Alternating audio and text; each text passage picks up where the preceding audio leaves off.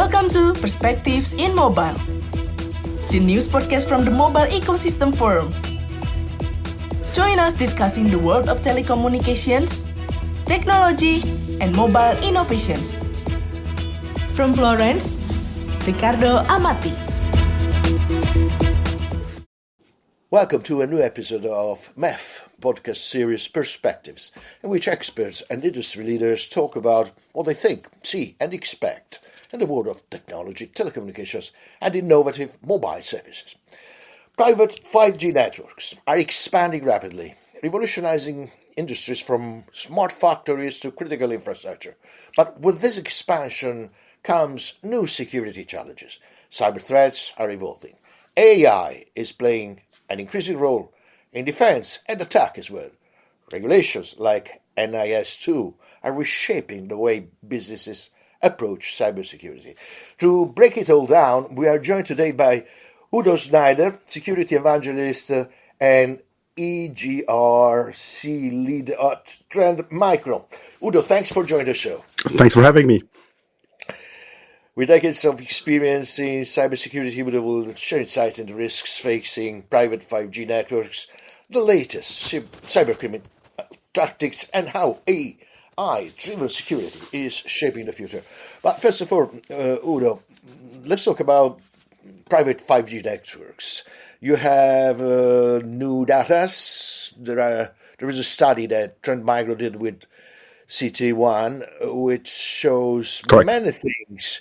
86% of companies worldwide are using private 5G, 62% are already leveraging AI and machine learning for security. Do you see this trend accelerating? And what are the potential consequences, both positive and negative, if there are so? Yeah. Well, I think the thing is, AI, as you just mentioned, is a kind of accelerator. It actually helps companies, and that's not just limited to 5G, that's just in general, to basically bring down, let's say, the background noise in terms of attacks. So instead of, let's say, swamping your operations teams with thousands of alerts, let's say per minute or per hour, it just helps you to lower that background noise and allow, let's say, your operations team to focus on those things that really need, let's say, human intelligence or human instinct. So that's where AI in general just helps both in the 5G area as well as in IT security in general. Yeah, and that's makes life a bit easier. But it makes life easier for attackers as well. You know, the thing... How much AI is used to attack the 5G private networks? Yeah. I mean, from an attacker's point of view, that's one of the lessons that we actually learned, let's say, from non-5G environments is, and that may be bad news for, let's say, marketing-driven organizations, let's put it that way, is that, yes, AI has the potential to automate a lot of attacks and to make things easier to generate, easier to attack. But to be honest, what we're seeing out in the field is that still the old school manual stuff still works good enough. So yes, from a technical point of view, AI is definitely a possible tool in the attacker's tool belt.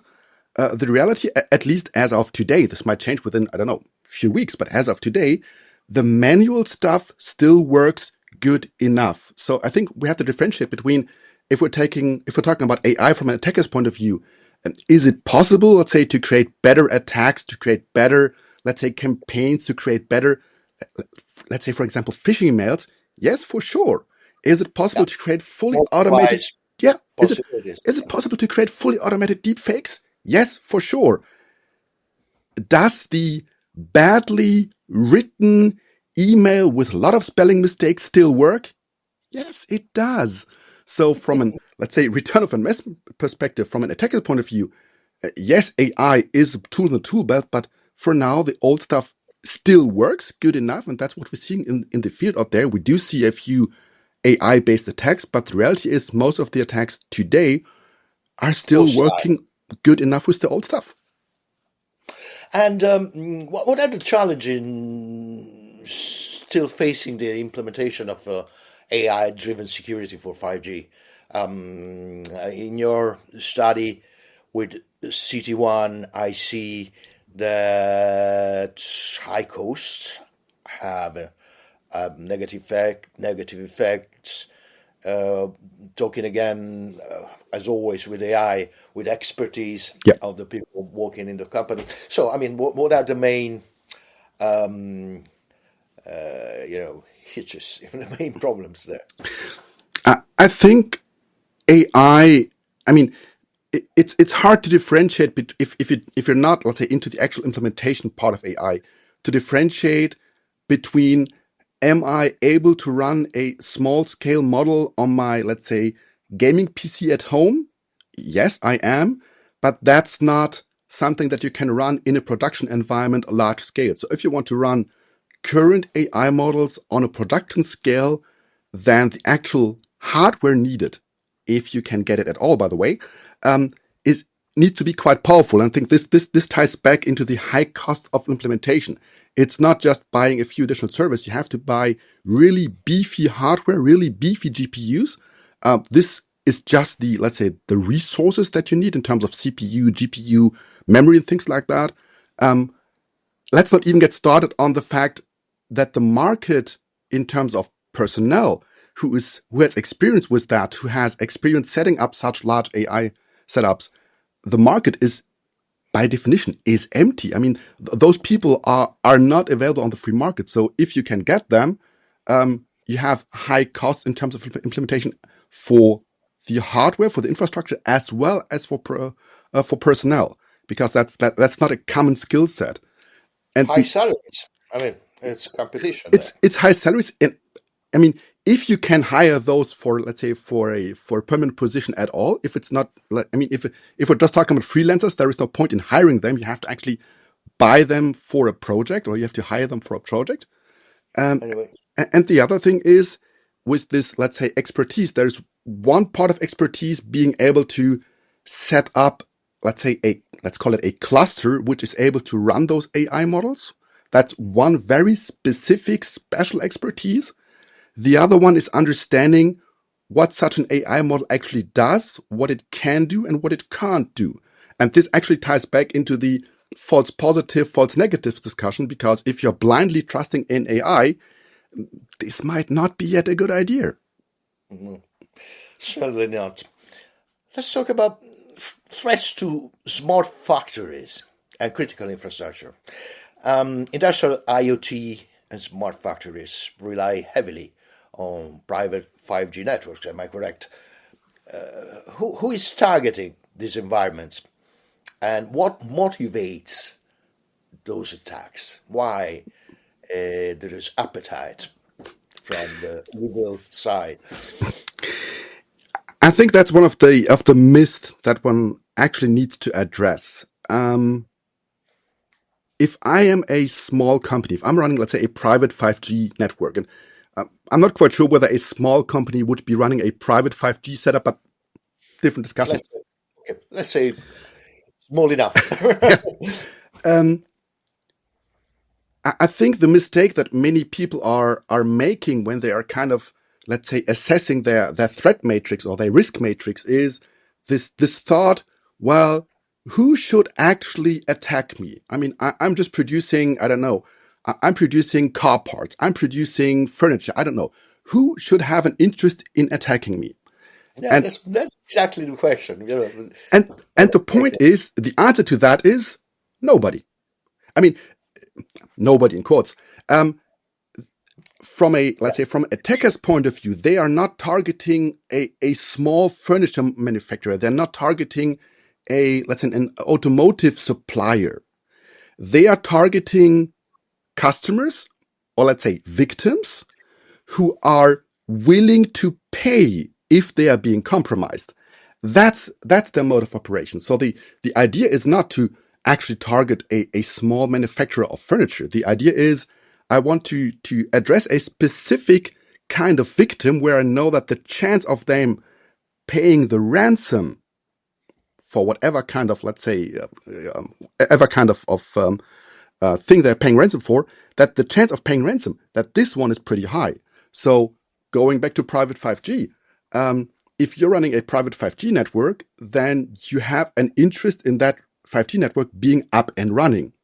So if your 5G let's say, service quality is compromised, if it's not real time enough to run production, if the network is completely down, then your motivation, in quotes, to pay is quite high. And I think that's the thing that many, let's say, operators of private 5G networks have to realize. Attackers are not, let's say, going for, let's say, automotive manufacturers or furniture or any kind of producing They business. don't They care are about going your for product. critical structures, or let's say critical infrastructures, in terms of that it's critical for their business. And to be honest, if you're running private 5G, chances are pretty high that it's critical to you. What are the most common methods used and their real-world consequences? Talking again about this kind of attacks to, let's call them small companies, but anyway, not too small if they run a 5G network. I mean, the easiest thing is simply, let's say, denying 5G services.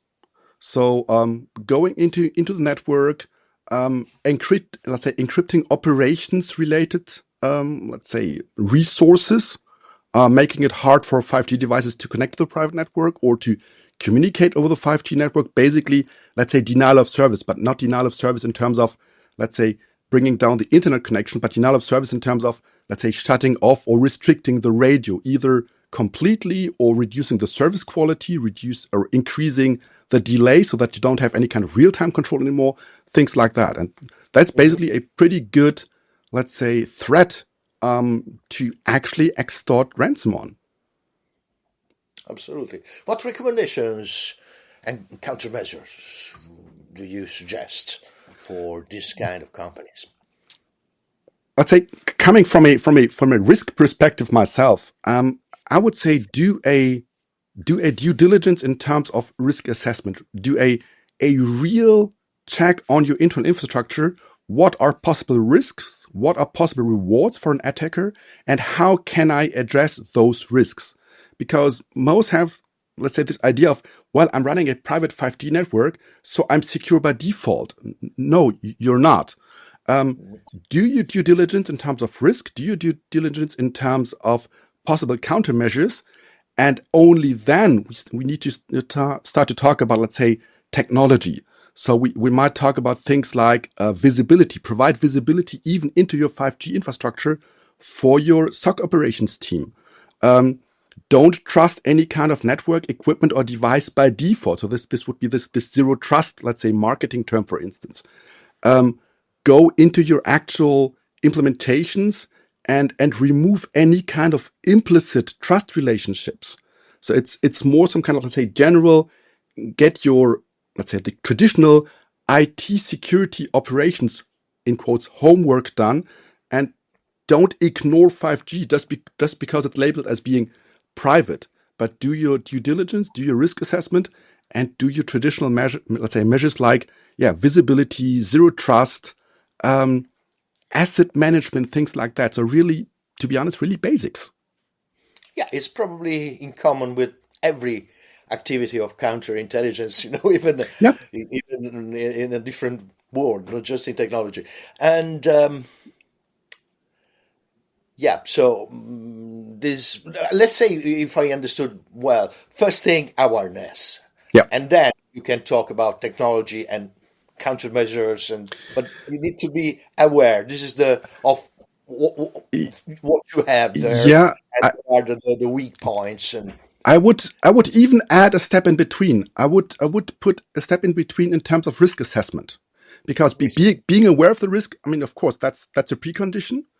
But just because there is a possible risk doesn't actually mean that I need to do something. So if the risk is, let's say, very low, for instance, or if the impact of an event is pretty low, it might be a perfectly valid decision to say, well, I'll risk it. I'll go for it. Consider the risk. If, let's say, if the risk if the risk is, let's say, is very high, but the impact in terms of resources or money or restore is pretty low, well, the idea might be, well, let's just do basic security. On the other hand, if the risk is high and the impact is high, well, then you might need to think about measures, and I'm talking about abstract measures, because being let's say, a technologist myself, we tend to think in technology. Sure, that's probably sometimes But I mean, misleading. but I mean, Yeah. let's be honest. There are other countermeasures that might be in place. I mean, this might be personnel, this might be a process.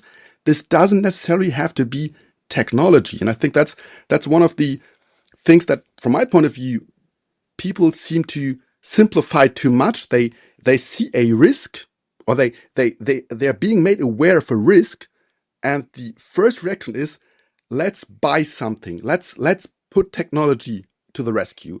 And there are at least two steps in between that, from my point of view, are missing because Mhm. just Don't fall in love for the technology yeah, before having assessed correct. what's your situation is. How, what impact do the regulation have, in all this? The NIS2 directive aims to enhance cybersecurity across the European Union. I read something that I don't know if it was an article, but you were quoted there. You were saying that many of the regulation requirements should have already been standard practice. Yeah. So you see gaps, if I understand, in this domain. What are the main gaps? To be very blunt, responsibility. I mean, if we're taking a look at what the NIS2 directive actually requires, this is not technology rocket science. That's not, let's say, the next unicorn security product that a startup just developed. That's basic IT security requirements. So nobody should be, let's say, surprised by what, for instance, NIS2 actually requires. Let's say from a technology point of view. I think the big thing that NIS2 actually brings into the market is that there is no way for, let's say, for general management or the board to, let's say, to find a shortcut saying, well, I don't need to care about IT security because that's what my IT security guys are responsible for. It has become, and by the way, always was, but different story, has become a management decision and has become a management responsibility to take care of IT security and make sure that IT security is implemented, let's say, in an, let's say, effort, or let's say is implemented in a way that actually makes sense. So NIS2, from a technology perspective, it isn't that much, isn't really new, but it really pinpoints that management is responsible for doing that. So there's no way for management anymore to say, well, I don't need to care about this IT security stuff because right now they have to. I think that's the biggest difference with NIS2. It's not the technology. It's just that the board and the management level has become, once again, responsible for doing so. Would you like to see more specific guidelines on infrastructure management? Yes and no. I know that many, let's say, practitioners have a problem with NIS2 because NIS2 is kind of, let's say, call it fluffy in terms of what's required. I mean, it's pretty broad. But this isn't necessarily a bad thing from my point of view because being so, let's say, unsharp actually means that NIS2 doesn't have to be followed up by NIS3 and NIS4 and NIS6, let's say, in a 2-year cycle. So it can stay kind of the same for the next few years. However, what I would like to see, and by the way, what something like ENISA is publishing right now, are more, let's say, implementation guidelines on how do I interpret those NIS2 requirements within today's technology landscape. So it's not part of the actual legal text, which, as I said, from my point of view, is a good thing because this kind of future-proofs NIS2 for the foreseeable future. But on the other hand, there was, let's say, a missing guidance or implementation guidelines from the European Union for NIS2. But this has changed, by the way. If you take a look at the current publications from ENISA, how to implement NIS2, they are quite excellent. If you take a look at, let's say, at NIS2, let's say, cousin for finance, so if you talk about DORA, the Digital Yeah. Operations and Resilience Act, the technical recommendations documents that are being put out are really, really good. Are they part of the legal text? No, they are not. Are they recommended, let's say, procedures? Of course, yes.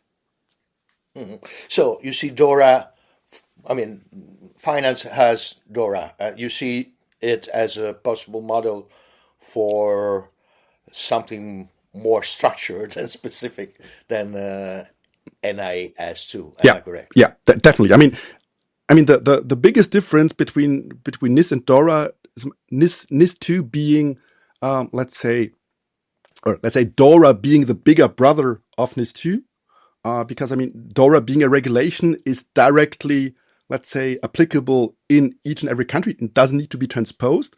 And I think what one has to understand is that DORA is way more structured than NIS2 in terms of implementation, not only technology, but also processes.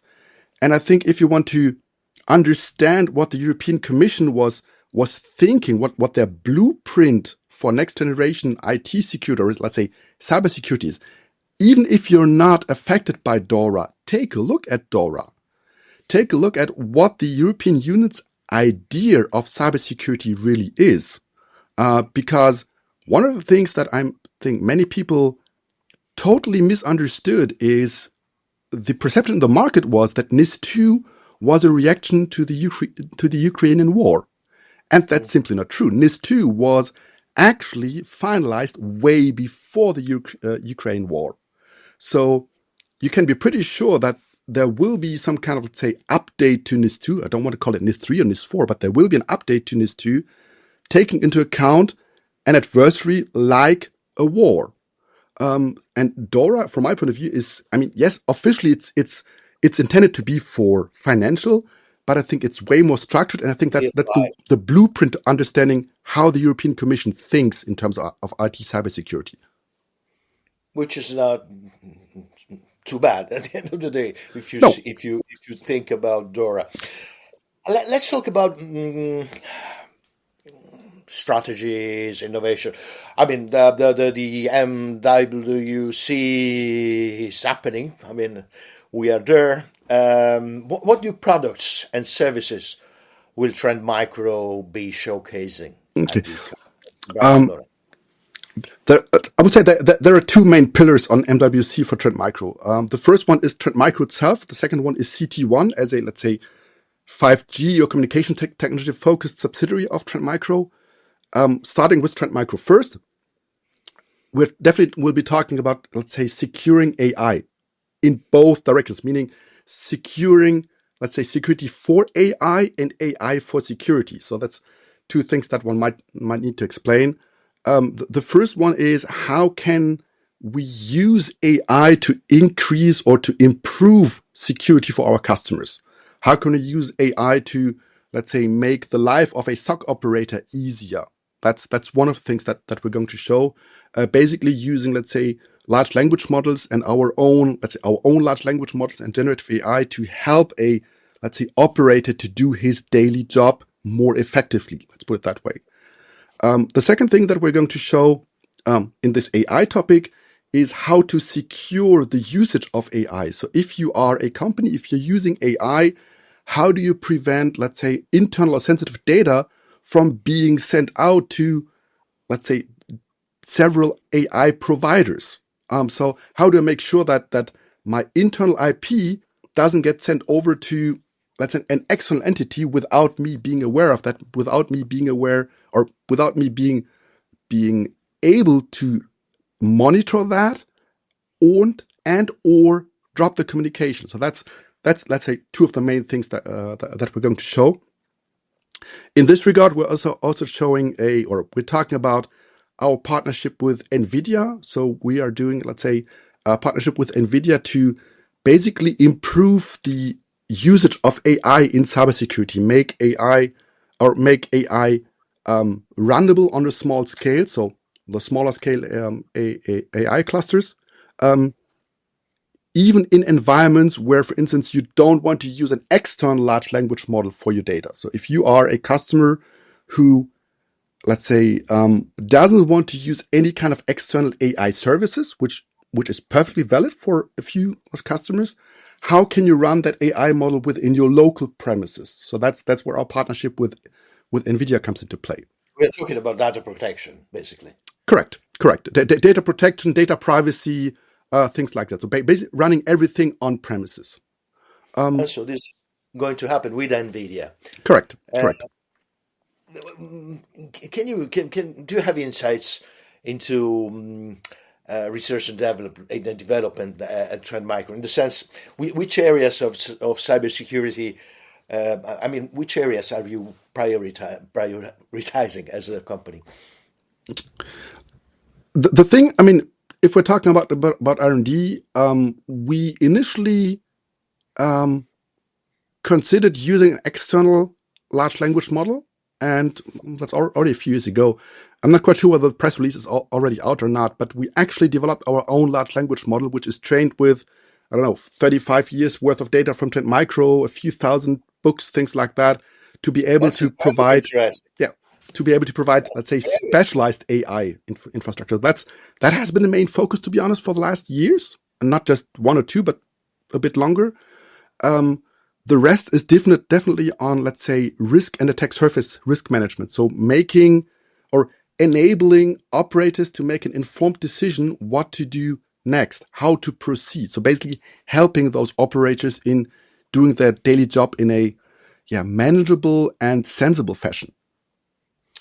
Does this AI thing you were mentioning, using your 30 years data from the last 30 years, does it have a name already? Yeah. I initially thought this was just an internal name, but I just got the press release. I'm not quite sure where you got the press release already. I have it. Okay. Let's say the AI is called Cybertron. So Cybertron is our internal AI model, which is, although we didn't actually, let's say, announce it publicly, but if you have been a Vision One user, Vision One is Trend Micro cybersecurity platform. If you have been a Vision One user, then the chat agent, let's say, within your web interface basically was powered by Companion for the last 1.5 to 2 years. So, and right now we're going, let's say, public with that. So that's the Trend Micro side. Very interesting, because of for the experience of the company, of course, and that's precious. That's really something. Yeah. Thank you, Udo. Udo Schneider, security evangelist at Trend Micro. Thank you for your insights, Udo. Thank you very much. Can I add one thing? Just sure. Go ahead. Because this was just the Trend Micro side. We also have the CTOne side. Can I add this one as well? Sure. Okay. Go ahead. We don't have a guillotine. We can talk for at least 2-3 minutes. It's not that long. So what I was just talking about was the Trend Micro side. Was Trend as a traditional, let's say, IT security vendor will be showing on MWC. We also have a subsidiary, CTOne, which is focusing on, let's say, 5G security specifically.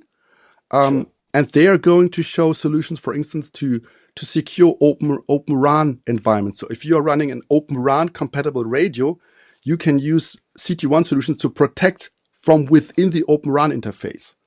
We're going to show solutions how to secure the usage of AI, for instance, on edge devices which are running, let's say, edge edge AI instances, for instance, on 5G devices. And we're also going to show let's say, addition to a product that we also had last year, which allows you to basically do some kind of network access control for 5G devices.